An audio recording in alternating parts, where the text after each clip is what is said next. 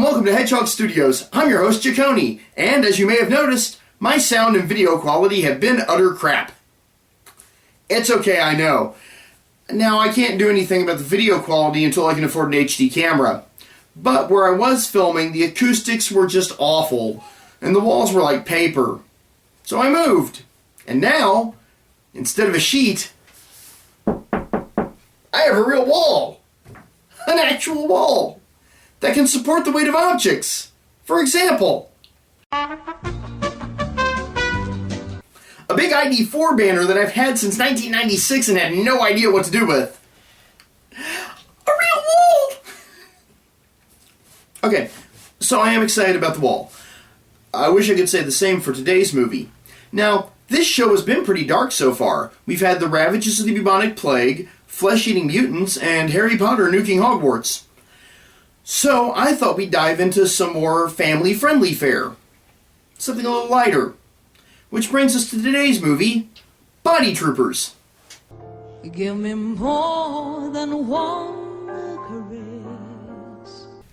Okay, so I know the title sounds like a porn, but it really is a family film. If you're looking for where you can watch it, it currently streams on Netflix under the title Chasing the Kidneystone, and is a little Norwegian film made in 1996 and directed by Vibeke. This guy. Now I gotta level with you. This is a really weird little film. So, with that in mind, let's dig into Body Troopers. A real wall! So our film starts with this kid in bed, and oh sweet lord, possessed teddy bear, kill it with fire! Oh, or I suppose this could be a prequel to the movie Ted, and the kid's supposed to be Mark Wahlberg. Come on, Simon. How about a little one-on-one? I mean, come on. You can stop pretending that you're still asleep. I know you're Oh, good. The bear has attitude. You're so rude. I mean, I'll bet Christopher Robin never treated Winnie the Pooh this way. So the kid and the bear have an argument about how the kid's too old for teddy bears.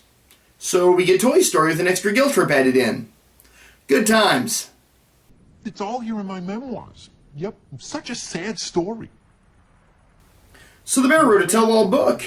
It's not often a movie's this weird right out of the gate. They usually give you a few minutes. Can you imagine how boring it was? So we discover the kid is staying with his grandpa for the summer, and the grandpa is sad. We then flash back to a club in 1950s New York. Clearly it's a blues club. What? So we discover the couple in the flashback are the grandfather and the late grandmother. They were part of a jazz band in the 50s which is going to be having a reunion that the grandfather and kid are going to attend. I guess I was called that because of how I sounded when I was playing sax. A significant shot of peanuts being eaten. Sorry. Think that'll be important later. And that's why they call me the Blackbird. Grandpa, this man with the cast on his leg, is that you? One time at this nightclub in Brooklyn, I was trying so hard to impress her that I was balancing on the edge of the stage and fell off and broke my leg. That must have hurt, huh? Yeah, I was bleeding all over the place. I could have died. And would have if that Brooklyn bartender hadn't donated some of his blood for a transfusion. And so he broke his leg and he got a transfusion. Do you think that'll be important later? Hint, it won't. So the grandmother died years before the kid, Simon, was born. And that night he and the grandfather go to sleep. Halfway through the night, the grandfather starts moaning and groaning, clearly in pain. But he tells Simon that it's nothing and sends him to go sleep in another room.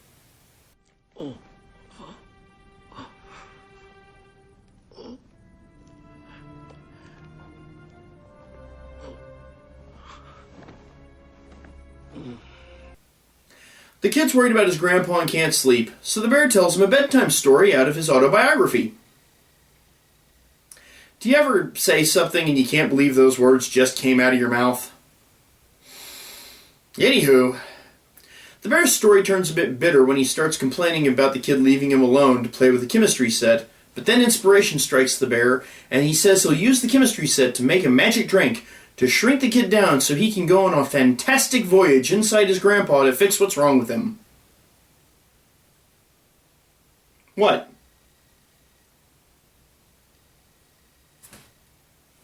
What of it? Shut up. You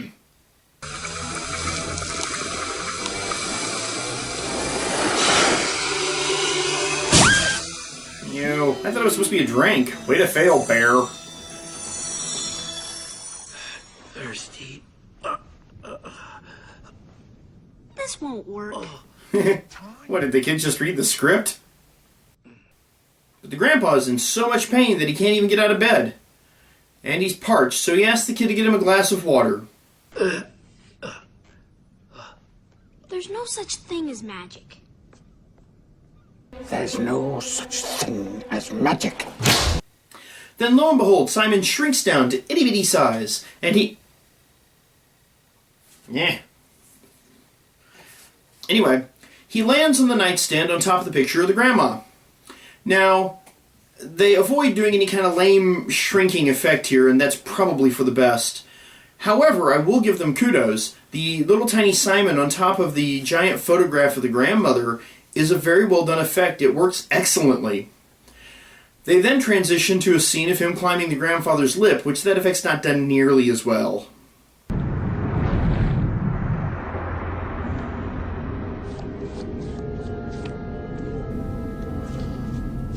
That was sure nice of him to wipe his feet before going in.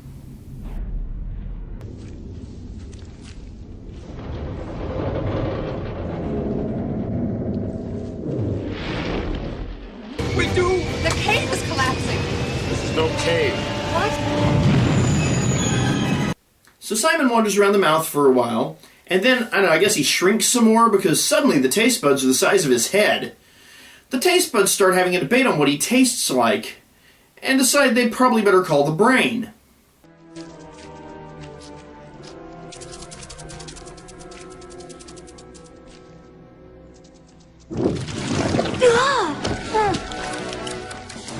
What strange taste! The brain doesn't have time to talk because of all the pain calls it's getting. But then suddenly they get a call from a rogue Doctor Who villain.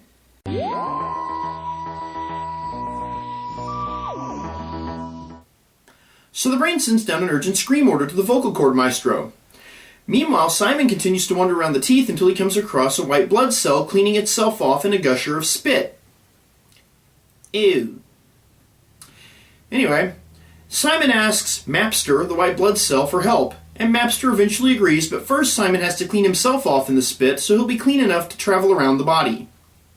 And then a Power Rangers villain shows up.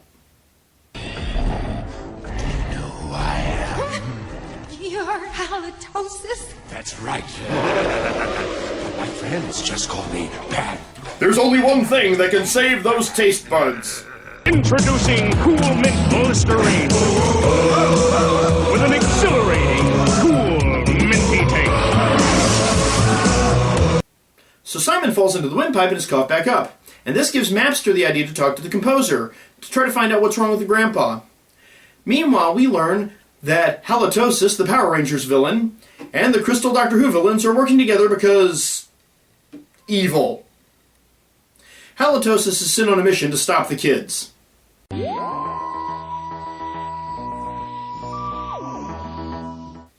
So the composer is frustrated because he's been ordered to make a scream, but he can't because there's not enough air left to do it.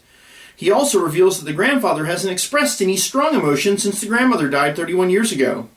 Simon and Mapster then head off deeper into the body.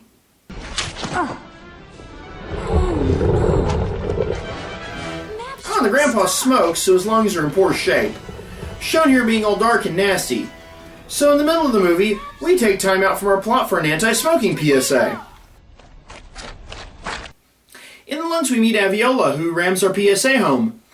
Simon invites her to come on their mission with them, but Mapster doesn't want her to go. We find out later Mapster secretly has a crush on her. But for the time being continues to treat her like a jerk because even on a microscopic level, girls are icky, I guess. Uncle, this is... So they go to visit the Shadow to learn what evil lurks in the hearts of men. Actually, it's Mapster's uncle who hunts down secretion thieves. Yeah, don't ask. He gives them information. It's the Stone Troopers. I think they're a whole lot stronger now. the... The Stone Troopers? Who are they? These are the most wanted fluid-stealing criminals in the body.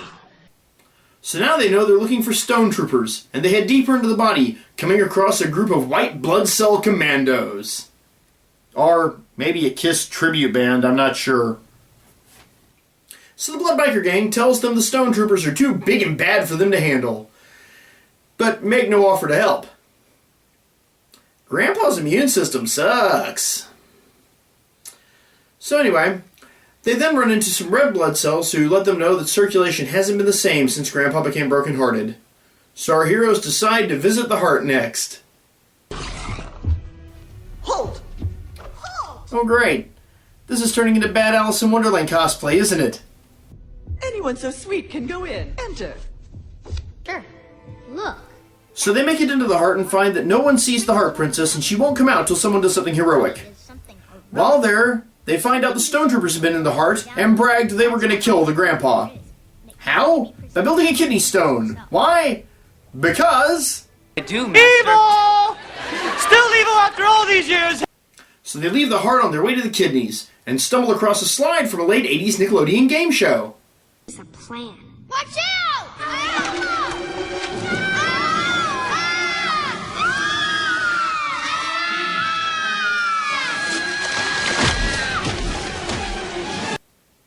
Our heroes then get imprisoned in the gallbladder, which is ruled over with an iron fist by Mrs. Bile, who makes Grandpa feel guilt about his bad eating habits. The kids manage to escape by fermenting a revolt amongst Mrs. Bile's minions, who really just want extra dessert. Come back! This is a deeply, deeply strange film. So they head off to the stomach where they find peanuts. Payoff peanuts. Yeah, from earlier. Yeah. Living in the stomach is an old man who used to be the brain's chief consultant, but now is a digestive consultant because in old age, all the decisions are being made by the stomach. Sure, why not? So they ask the old man how to destroy a kidney stone, and the answer is water, but the grandfather is parched. They then set off to find the remaining blood cells from the transfusion mentioned earlier in the film. And I said that wouldn't be important, and it's not. These cells have no water, nor do they have any help whatsoever. So why is this scene here? Good day. Good day. Good day, you two. Hello. Hello there, Do you have any water to spare? Water? Why should we settle for that? When we can have this. Beer is all we drink, right? You see, because they were blood from a bartender, so they're drunks. Ha ha ha ha. Our heroes come across a couple of tear tankers and borrow their tanks of tears to dissolve the stone. But then they're attacked by halitosis and escape into the digestive tract on a peanut. Huh, who knew the inside of the small intestine would be so purty?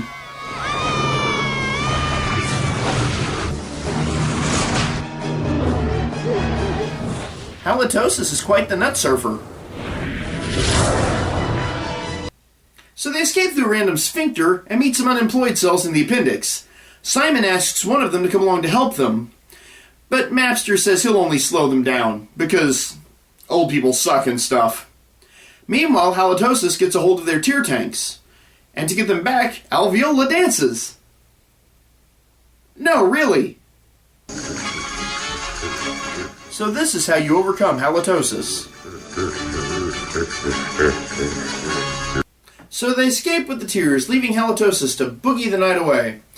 And then they finally arrive at the bladder, at which point Mapster sends Alveola away because girls aren't allowed in the privates.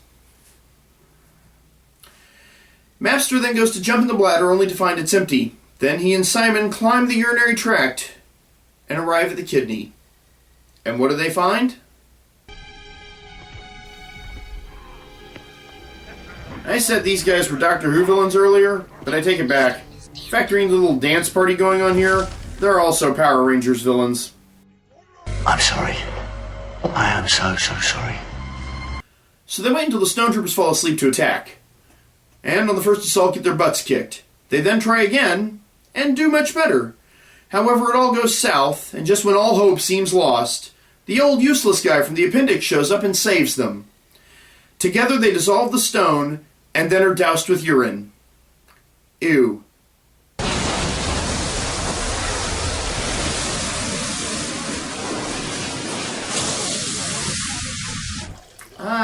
keeping it classy.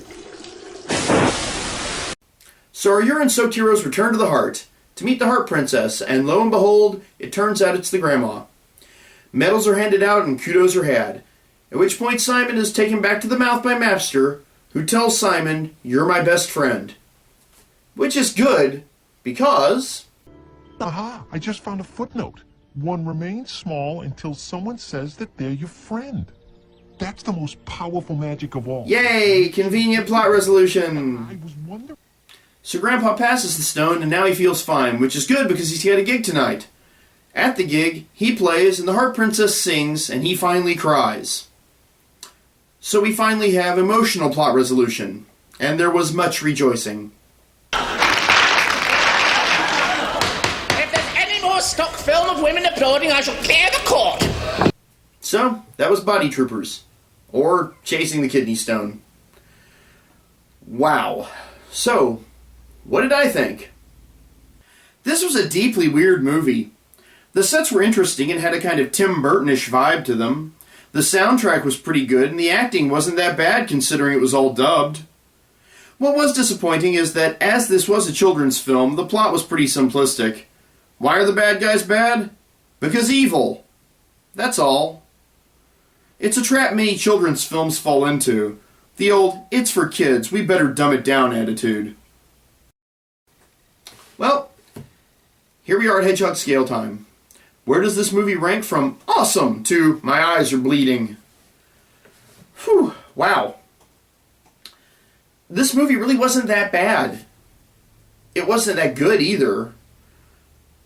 And I don't know how effective it is as a children's film. There are parts where it slows to a crawl, and I don't know that it would hold a kid's attention for the full runtime.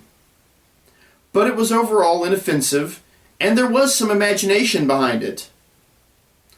So that all being said, I give it a meh 0.5. Either way, it is probably the most fun you're going to have watching a movie about a young boy going inside the body of an old man. Wait, that came out...